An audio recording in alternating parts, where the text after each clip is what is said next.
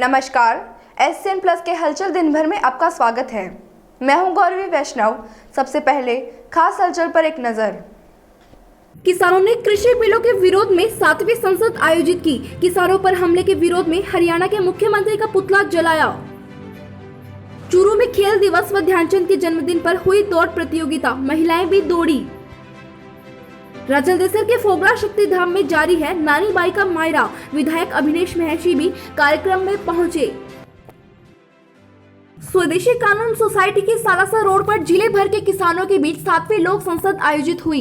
परिचर्चा में सोसाइटी अध्यक्ष पूर्व IPS दिलीप जाखड़ ने केंद्र की मोदी सरकार को किसान विरोधी बताते हुए कहा कि केंद्र सरकार द्वारा लाए गए तीनों कृषि कानूनों से किसानों को भला नहीं होगा। उन्होंने किसानों को संबोधित करते हुए कहा कि सरकार अंग्रेजों के बनाए कानूनों को मजबूत कर रही है। सरकार MSP का निर्धारण करेगी, तभी किसानों को अपनी फसल का उचित मूल्य मिलेगा। लोक संसद में कृषि कानूनों के पक्ष और विपक्ष पर चर्चा कर राज्य व केंद्र सरकार को अवगत कराया जाएगा। कार्यक्रम में जिले भर से आए किसान वर्ग व चिंतकों ने कृषि बिलों में बदलाव की मांग उठाई। कार्यक्रम को डॉक्टर CS ढाका, लोटसर सरपंच कन्हैयालाल शर्मा, भवानी सिंह, किसान नेता धर्मेंद्र कीलका, नवीन डूडी ने भी संबोधित किया। इसके बाद जाखड़ SDM कार्यालय के सामने धरना दे रहे किसानों के समर्थन में धरना स्थल पर जाकर धरने पर बैठे, जहाँ पर किसान मोर्चा समिति के संयोजक रामनारायण रुलानिया के नेतृत्व में किसानों ने जाखड़ का माला पहनाकर स्वागत किया। किसानों ने हरियाणा सरकार द्वारा किसानों के साथ हुए दुर्व्यवहार और हमले के विरोध में मुख्यमंत्री मनोहर लाल खट्टर की शव यात्रा निकालकर SDM कार्यालय के सामने मुख्यमंत्री का पुतला फूका। किया था जो ऑन रिकॉर्ड है, आज भी कोई भी इंटरनेट पर उसको पढ़ सकता है।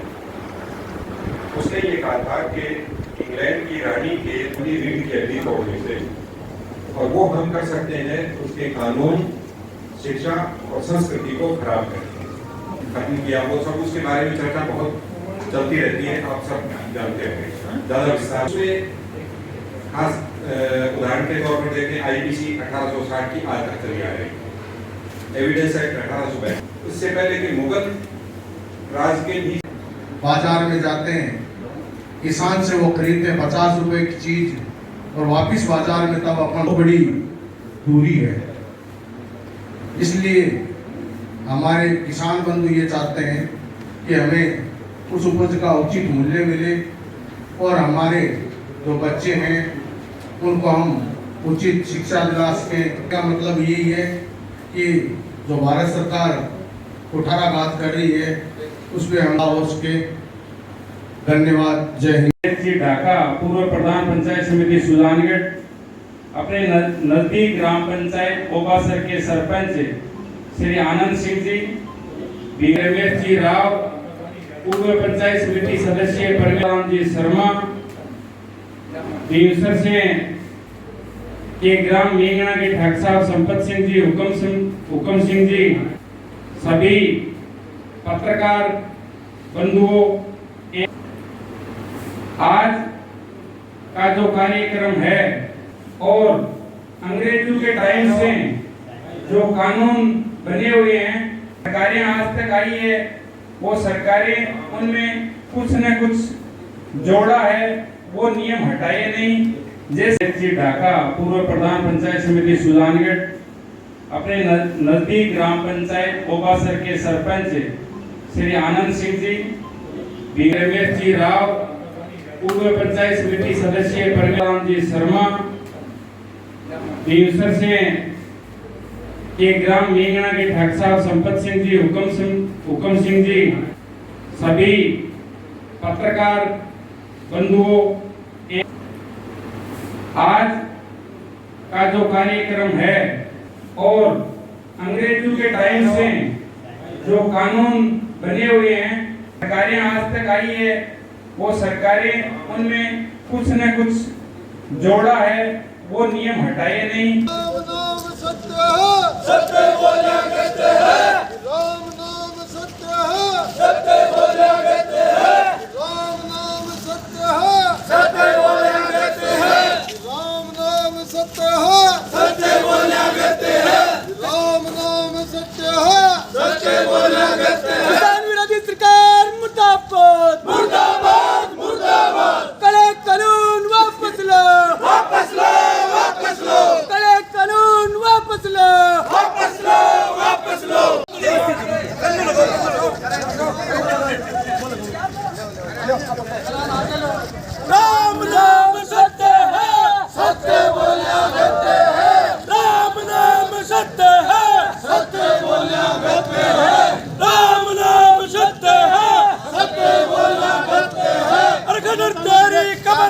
खुदेगी, आज नहीं तो कल खुदेगी, अरे गदर तेरी कब्र खुदेगी, आज नहीं तो कल खुदेगी।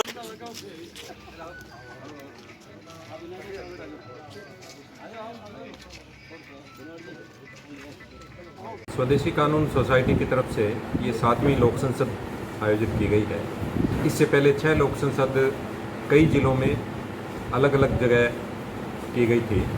हमारा मुख्य मकसद ये है कि 3 काले कानून जिनका बहुत विरोध हो रहा है उसके पक्ष और विपक्ष में जनता से खुली चर्चा की जाए, और ये आज सफलता से यहाँ हुआ है। बहुत विस्तार से यहाँ चर्चा हुई है। किस तरह की मांग है केंद्र सरकार के लिए? कथित काले कानूनों के खिलाफ काफ़ी जनमत लिया है और ये पाया है कि ये गलत कानून है, इससे जनता के हितों को नुकसान पहुंचेगा।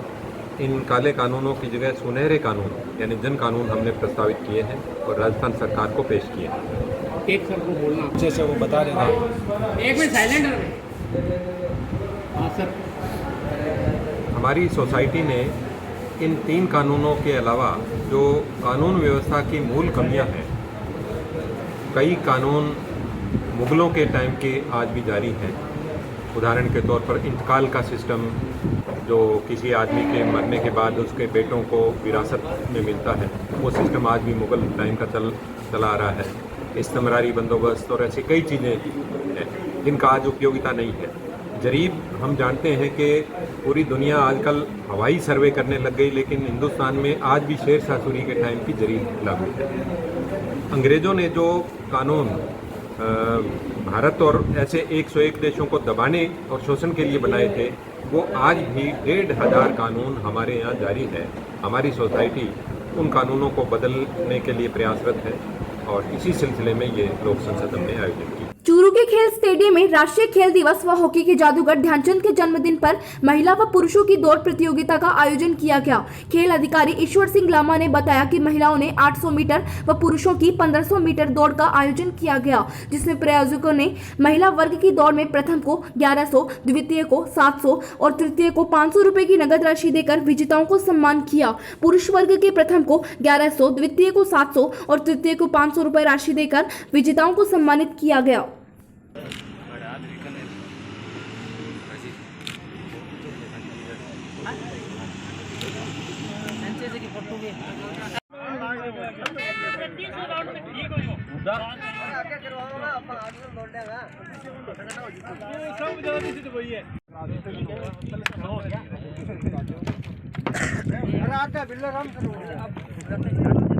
गौरक्षा दल आजाद ग्रुप के तत्वाधान में फोगला शक्ति धाम में आयोजित नानी बाई का मायरा में तीसरे दिन कथावाचक तुलसीराम पांडे ने कहा कि पुराने जमाने में लड़की को जन्म लेते ही मार देते थे। भ्रूण हत्या महापाप है। जिसको भगवान जन्म देते हैं उसे हमें मारने का कोई हक नहीं है। कथा में गौ सेवार्थ सहयोग की घोषणा भी हुई। पंडित कन्हैयालाल पारिक ने यजमान दंपति चोरूलाल फोगला द्वारा पूजा अर्चना करवाई। इस अवसर पर पहुंचे विधायक अभिनेश महर्षि ने कहा कि गायों के लिए कथाओं का आयोजन अच्छी बात है। कथा में भामाशाह कैलाश डीडवानिया, ललित दाधीच, शिवरत्न पांडे, वीरेंद्र लाटा, सीताराम नाई, श्रवण सैनी सहित गौरक्षा दल के कार्यकर्ता उपस्थित रहे।